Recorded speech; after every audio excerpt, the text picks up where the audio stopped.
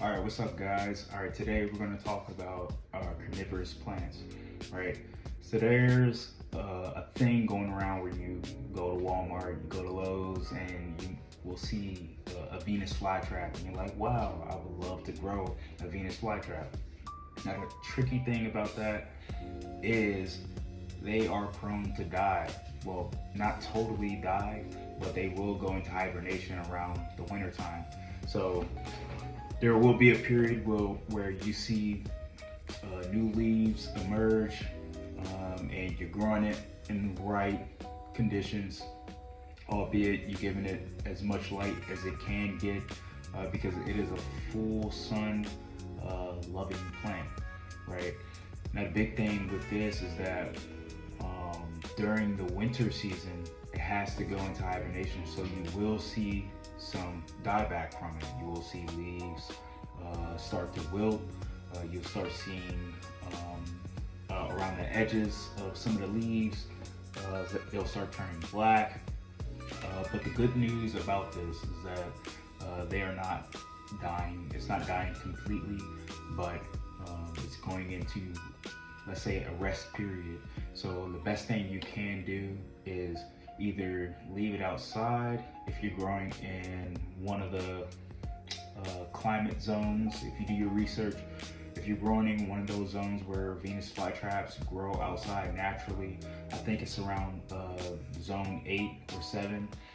You can leave it outside, let it go through that hybridization naturally, and just ensure that it doesn't completely dry out, but it is somewhat protected. You should be good. But if you're like me, I'm not gonna risk it. I'll just grow it indoors, let it die back a little bit, still give it some sunlight, but do still allow it to receive water, right? Because you don't want it to completely die out, right? But around the springtime, you should see it perk back up just as normal. So do your research with that. But I just want to talk about carnivorous plants in general, right? So with carnivorous plants, you have many different types of carnivorous plants. You have your sundews, you have your bladderworts, you have your pitcher plants, American or non-tropical, and you have your tropical varieties. So whenever you're looking into the market of having a carnivorous plant, just do your research, what type of carnivorous plant you have, and give it those right conditions. I think that most carnivorous plants, like if you're getting the American varieties, they can grow out in full sun. Just ensure that you give it as much light as needed. If you're growing it indoors, so put it on that windowsill. But if you do not have a window that gets a lot of sunlight, and I'm talking like maybe around like 2 p.m. There's like peak sun coming through the window, all the way up until 6 p.m. Then I would give it supplemental light. So I'll put it under a grow light.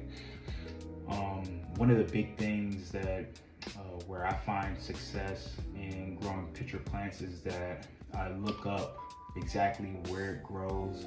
If it grows in a tropical environment, it's typically not going to grow in full sun. All right, so you'll see it growing on the forest floor, or maybe somewhat in the mid-range of where that tree is.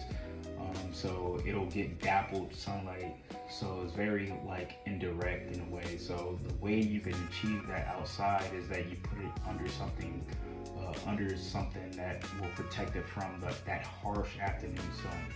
So the main thing is that it's getting that late evening sun as the sun is lowering down and is not so intense in the afternoon. It'll really like thrive in that situation. So it's getting some direct sunlight, but it's not as intense as that afternoon sun. Always keep it moist, but you don't want to keep it overly moist. Like, you don't want to water it every day or two, right? So it's fine if you let it slightly dry out, so you can gauge that based off the type of media that you have. I like to put my pitcher plants in coconut fiber, because you can really gauge whether if it's dry at the top versus if it's moist. Usually that 2-inch rule, I kind of follow that, but I kind of don't. I kind of go off of what it feels like. So I'll put my finger inside, shift a little bit of dirt around, and if it's moist underneath, I'll leave it alone, and I'll gauge it based off the last time I watered it. If I watered it 2 days ago and like the first inch is still slightly moist, I'll let it go for another day or two, and then I'll water it.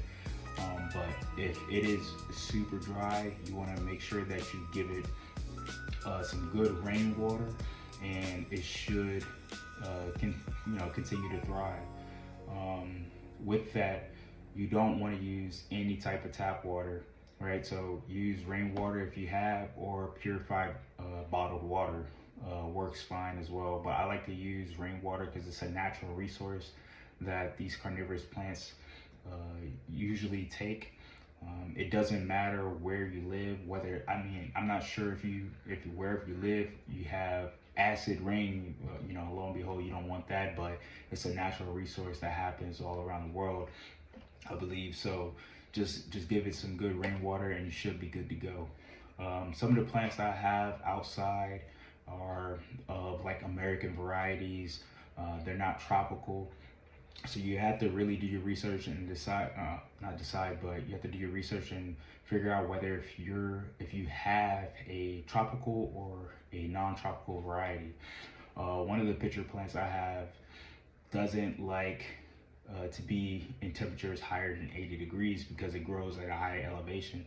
So what I do, I keep it inside, I keep it moist, just like any other carnivorous plant, and it does fine. Some plants will react to drastic changes in temperature. Humidity it kind of helps in the development of the pitchers.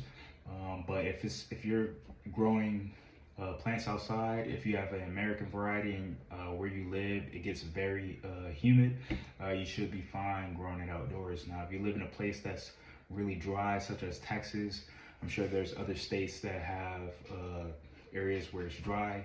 You want to ensure that you have some sort of way to provide humidity. Mind you, that not all plants will be able to survive 110 degrees heat and stuff like that. So keep that in mind.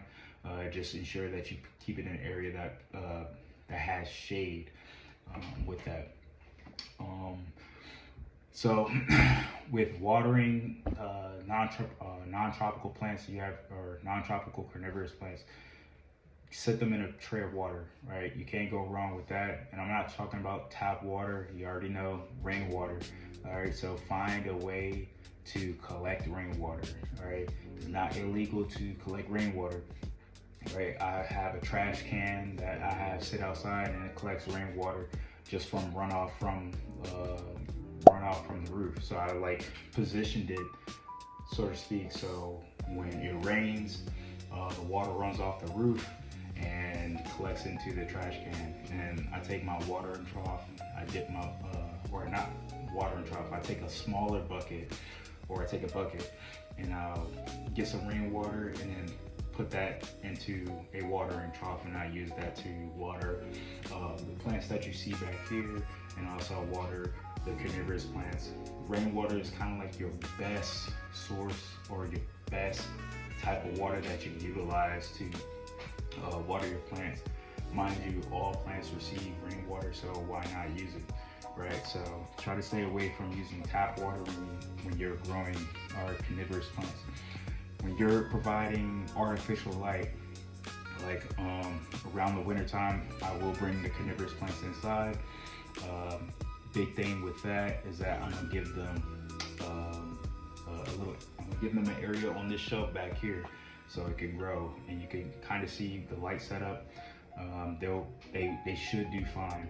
Now, mind you, I don't have gnats flying around on the shelves, so it kind of would. It kind of won't like thrive in that, but that's fine, right? There will be a period where they don't catch any bugs. I don't do any like catching dead flies and putting them into the pitcher plant. I used to do that, but I kind of stepped away from doing that because plants kind of benefit from the insects being alive and it decomposing that way instead of finding a dead bug on the ground and then giving it, unless you give it a live insect, then you can do that. But I kind of thought that to be like micromanaging in a way. But anyway, back onto carnivorous plants. But my experience in growing carnivorous plants, maybe I've been growing it for about like 2 or 3 years now. I plan to increase my collection of carnivorous plants, but for now, the plants that I have, they're doing fine. I have yet to get a Venus flytrap, but I will do so in the future and stuff, because every Venus flytrap I had, it died for some reason. I'm not sure why. I feel like the Venus flytraps are like one of the hardest plants to take care of.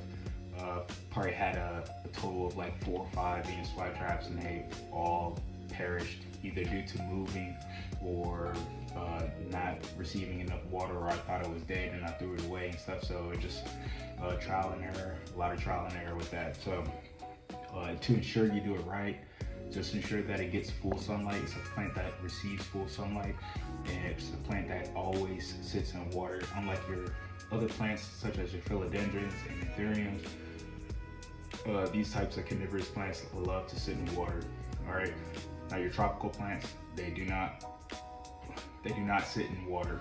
All right, they're more of like an aeroid, or a plant that grows on a tree or in or between rocks and stuff like that. So, or along cliff sides.